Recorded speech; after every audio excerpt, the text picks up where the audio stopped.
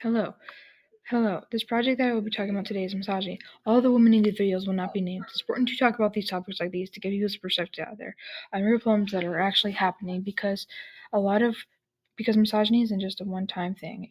For a lot of people, it can happen again and again, either from the same person or different people each time. Hopefully, you find at least something out of these interviews and stop and think about what you can do to try to stop misogyny from happening. We can't get rid of misogyny, but we Constantly in can my do mind. something to help stop it. Yeah. I mean, just in general. I mean, like, just working. Some things I've seen with like my mom Mm-hmm. and like just other teachers in general. It's like from my experiences with like even my sister have like when she's gone into like the workforce, like men tend to like childify women, like being like you're like a little like you're Yeah, a little girl. like that guy saying "little Yeah. girl" to me, Yeah, right? exactly. Yeah, Like you're absolutely. a grown woman. Like Mm-hmm. you have the right to be treated like one. Yes. And then it's just in general like them like just older men in general joking about wanting like a younger girl as a girlfriend because there are people their age just don't like just divorce her because she's too crabby, she's going through Yeah, menopause. it gets very odd, right? Because I do think, and I'm a person who tries to see the best in people. I do think that he, one, didn't mean it seriously, right? And I do believe that. And two, I think that he was saying it because humor is based on a reversal of expectations, Yeah. right? Where like you would not expect someone who was him and looked like him to Bring a girl homecoming. right be going to homecoming with a high school girl because obviously that's inappropriate. But the other part of humor is not punching down, right? Yeah. Like if you were looking at someone who has less power societally than you are, you shouldn't be making jokes about that person, right? We don't punch down. Exactly. And there is no situation in which a grown man who is established, who has had a career, who has had a To lifetime, joke about pedophiles. is not more powerful than a teenage girl. Yeah. It just sucked, right? Yeah. Yeah. It was a not ideal situation. I did not continue in that role after my first year because Yeah. I was like, I'm done with this. not doing that again. Exactly. And I'm sure that they found someone else to do it. Not me. Yeah, so that man probably is not going good.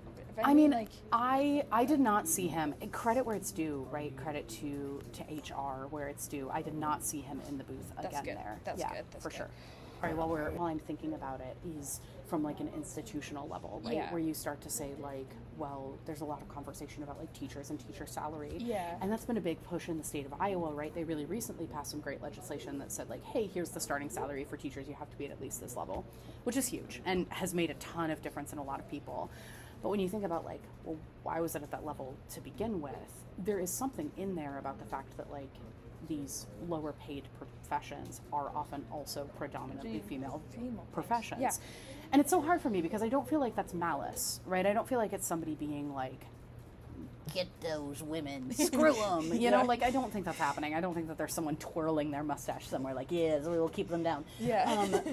But it is happening, right? And so you have to look at this effect and say, like, well, who does this affect disproportionately? Well, disproportionately it affects women. And there's a lot of reason for that. And part of that, too, is this, like, idea that men going into education is somehow, like, wrong. Or Yeah. if they do that, they're a freak for doing that. Yeah. Or they're queer or whatever. Like, you Yeah, hear a lot of definitely. things bandied about. And it sucks, right? That harms everybody. Because I'm sure that there are plenty of men who would have loved teaching and would have made great teachers who never did it because that's women's work. Yeah. I I the one thing I wanted to point out before I move on to the second question I have is that like what you said like the queer or something. Yeah, queer. When men like go into like roles as like I guess like teacher or like housewife or nurse or like anything that is considered womanly, they are automatically considered gay.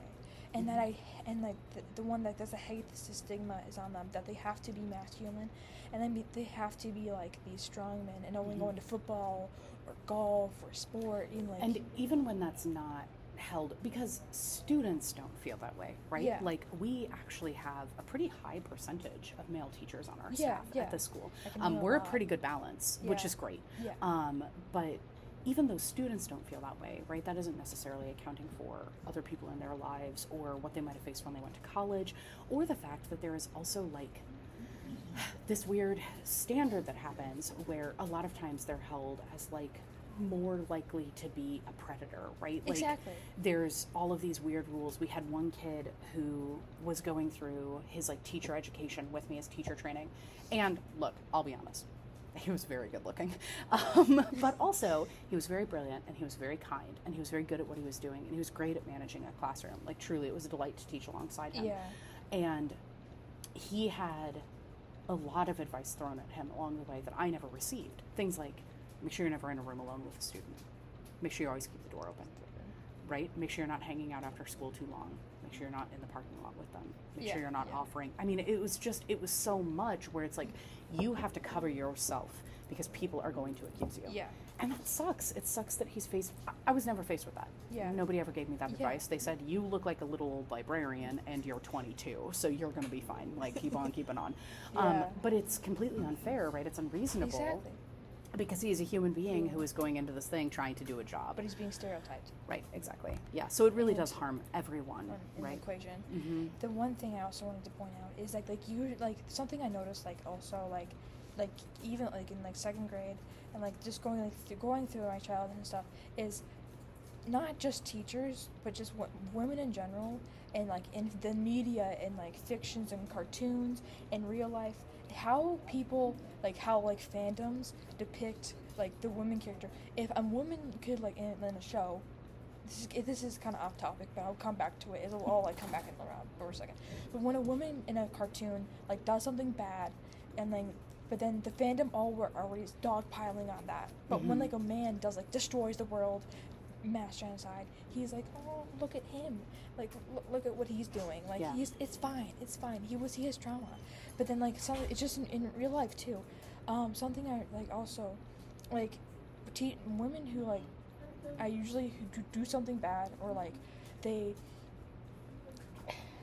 are that is considered something that like a man would do. Usually they both do the same bad things, but the women gets more hate because like it's kind of like sometimes internalized misogyny both in women and in men. Totally. It's like they always target the women. I mean, like it'd be like whenever like they make a lot of excuses for the man, but never for like, but not a lot for the women, if that makes sense. Yeah, I mean, and there are like yeses and nos there for sure. There definitely is a lot of that, and I think that there is an extent to which, again, like this is something that harms on both sides, right? This is a double-edged blade for sure. Definitely. In that, like, the inverse is also true, where like when women choose a life that is softer, that is okay, right? And like we talked about before, when men choose a life that is softer, that's gay. not okay, right? Like, yeah, so it gets really complex where like really nobody is benefiting from this weird societal role, right? Enforcement of these norms.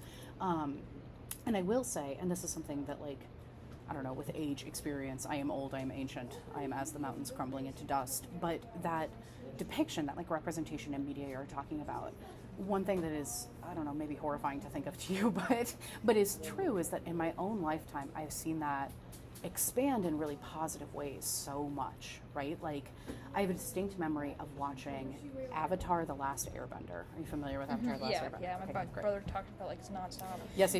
So you've got sort of these siblings, a boy and a girl. Zula and what was his name? Zuko. Zuko. Zuko. Yep. So Zuko is complex. Yeah, definitely. Right? Yeah. And spoilers for a very old show, ends up kind of becoming one of the good guys, right? Yeah. Azula is unapologetically insane. She is a villain and she is insane.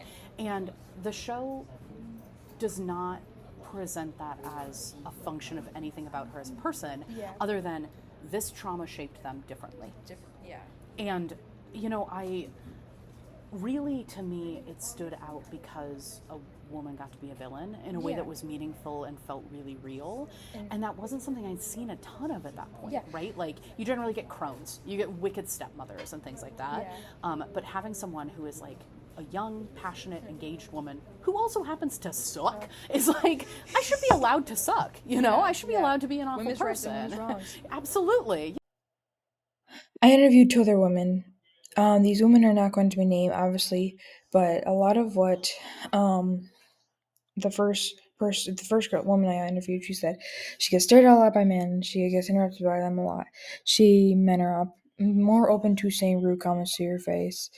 And then when I asked her the second question about like what to do, like how has this affected her relationship with men in the future, she said that she doesn't approach them in public, she ignores them, and she like almost immediately and automatically assumes that they're a bad person because of like because of the misogyny that she's faced, that because of that the she faces them in like a negative light, obviously because of the negative things she's done, negative things that they've done to her, that she's um gave it back to them. And the last thing is that she was said that I asked her was that like what do you take, like what would you say to other women who are going to be faced about this? And I said this, and this it said she said this, there's no one way to deal with misogyny because no matter what you do, they might still kill you, or they might still